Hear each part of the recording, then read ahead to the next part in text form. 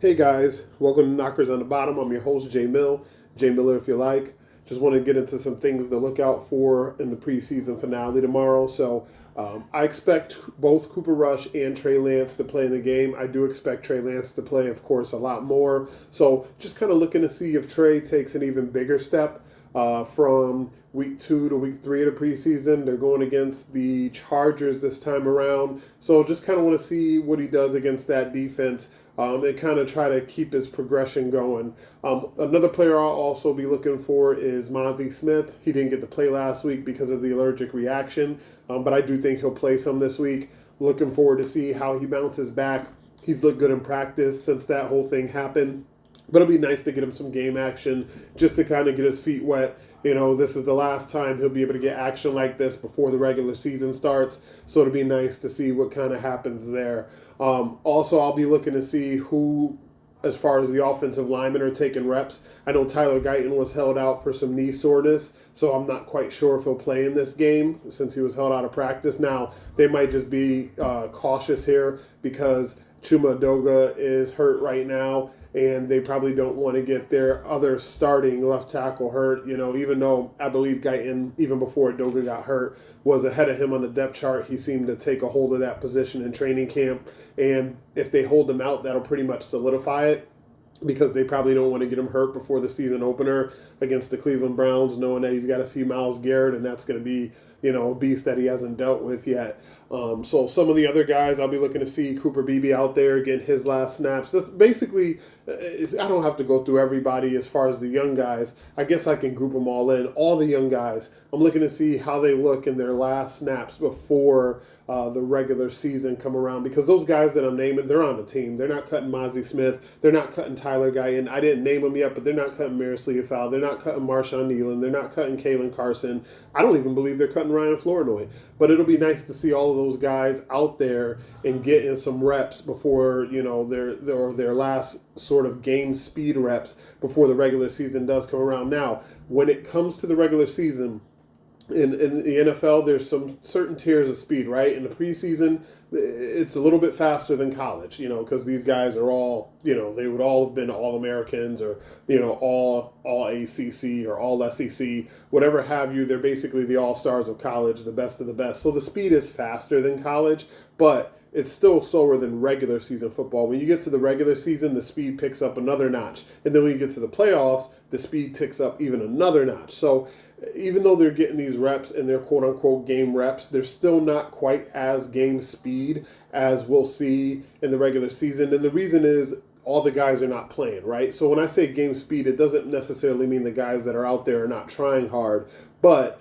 an NFL vet who's been in the league 5 or 6 years is going to be playing at a different pace, especially one who's a starter on his team, than a guy, you know, on the fringe trying to make the roster. That guy's trying to make the roster because he's probably not good enough on Sundays to be a starter at a regular basis.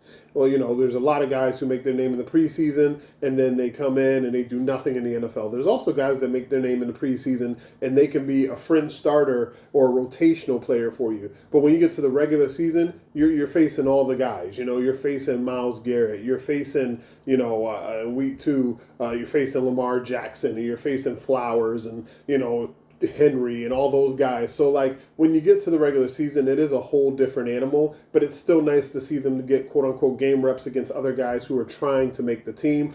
Hopefully the Chargers, because they have a new coach, decide to play a lot of their starters, at least in the first half, to give the Cowboys some realistic looks. Another thing about full speed preseason versus regular season, you're game planning most of the time in a regular season. You're doing a little bit of game planning in the preseason too. Anybody who tells you that they don't game plan at all is lying. They do some game planning during the preseason, but a lot of times during the regular season, you're game planning specific matchups, specific weaknesses, specific players that you want to exploit, and then you're also game planning what are our adjustments, what if they do this to us, what do we do to counter that, you know, if we show this in the first half, how are we going to build on that in the second half? So you have a more in-depth game plan in the regular season. You do still have game planning in the preseason though.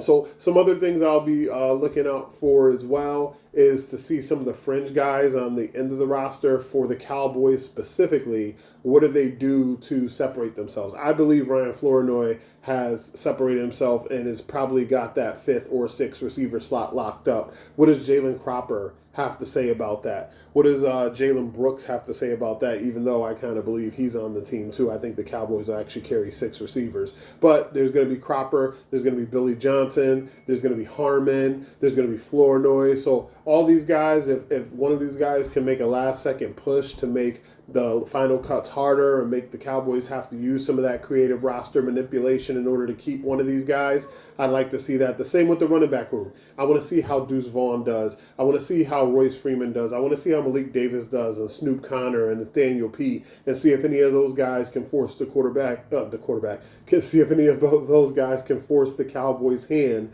as far as going long at the position and, again, using some roster manipulation to make sure to keep those guys.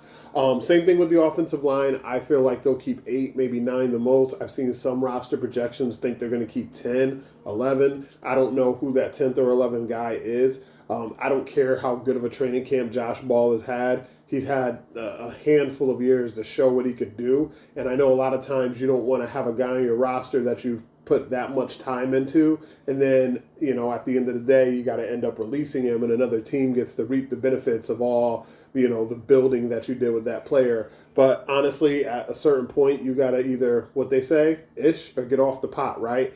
This is that get off the pot time for Josh Ball. So same thing with Matt Waletzko. Love the guy. He's got a high upside, but with the 2 shoulder injuries, and he's still kind of dealt with injuries throughout this training camp. He's had a surgery every season he's been in the NFL. He's had an injury every season he's been in the NFL. So unless he has just a lockdown game where, the defensive line can't, get by him at all, and he's just getting hands on people and stonewalling them, I don't know. It's going to be kind of tough there. A guy like Austin Richards, he's only in his 2nd year. It's a lot easier to take a chance on that guy, especially since he's looked good, and give him some time to develop. I don't know if you want to stuff people like Josh Ball and Waletzko in front of Richards and stunt that growth a little bit more. I'd rather kind of see what's on the other side, or see if the Cowboys maybe claim some offensive linemen off of other teams after cutdowns, or flip a late round pick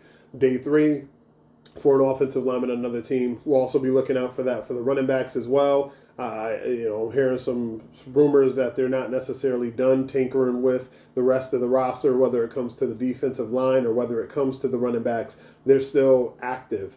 So those guys are really going to have to show something in that preseason game tomorrow. Also, want to see if maybe not Deuce Vaughn and maybe not Kevontae Turpin, but if we have a backup returner in the return game. I was surprised Flournoy hasn't really gotten much reps at it, but Cropper, he holds that ball really loose. He had a fumble, so he's going to have to try to bounce back this week in that regard. Tyron Billy Johnson, in the first game, he almost broke one for a return, but got tackled, but that looked pretty nice. But we haven't seen a ton of him returning the ball either, so I'd like to see that as well as I'd like to see who's going to be on those kickoff return teams, because that'll tell us of the Croppers and of the Billy Johnsons and of some of these linebackers and of some of these defensive ends and linemen like Muhammad and things, which one of these guys are going to make the team? Because if they can get some of these guys on special teams going out and making plays, that'll be how they solidify their spot on the roster. If it's a close toss-up between 2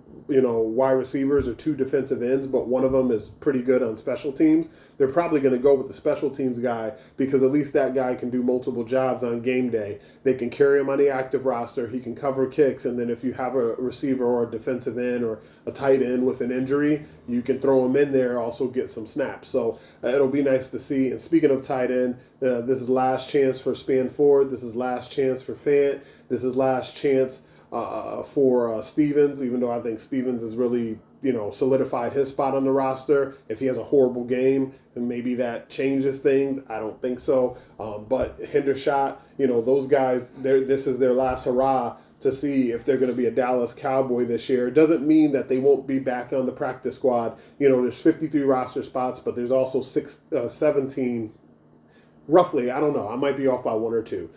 practice squad spots. I know Denzel Daxton is a NFL Beyond Borders eligible player, so he won't count. So that means he'll definitely be on the practice squad. But you still got some other spots to fill out. So the Cowboys are not only judging on cutting down their 53, they're judging who do we give these practice squad spots to and carry them all season long in a practice squad, because we might need to call them up for a game or 2 or 3 here, and we might need them to play some ball. So they're going to be looking at some offensive linemen to put there. They're definitely going to be looking to stash a couple of running backs there. They're definitely going to be looking to stash a couple of these wide receivers there. Probably some of these defensive ends and linebackers too. So you got about 89, 90 guys basically competing for 70 spots on the team. So those are the things we'll be looking for going into the game. I'll be here after the game is done, probably a little bit later tomorrow because I have some other obligations, but I'll definitely be on after the game is done to cover some of the things we saw and kind of give my overall 53-man roster final projection. I know I did one, but there's been a lot of changes since then with the Cowboys doing trades and signing guys, and it looks like they're going to do a few more. So definitely try to get on there, give a 53-man roster projection, kind of go over what we saw in the game, whose stock is up, whose stock is down, and get ready for those Cleveland Browns. But if you like the video, hit the like button, subscribe so you get notifications when I'm on. If you want to hit me up, I'm on Twitter at JMillIYL. That's J Miller if you like. Sorry, I said J Mill. It's J Miller. J Miller if you like. J Miller IYL. Also, you can submit some questions through there, or you can submit them to the email. That's knockersonthebottom@outlook.com. Again, just like the show, knockers on the bottom, all one word, at outlook.com. But until then, this has been Knockers on the Bottom. I'm your host, J Mill. J Miller if you like. Peace.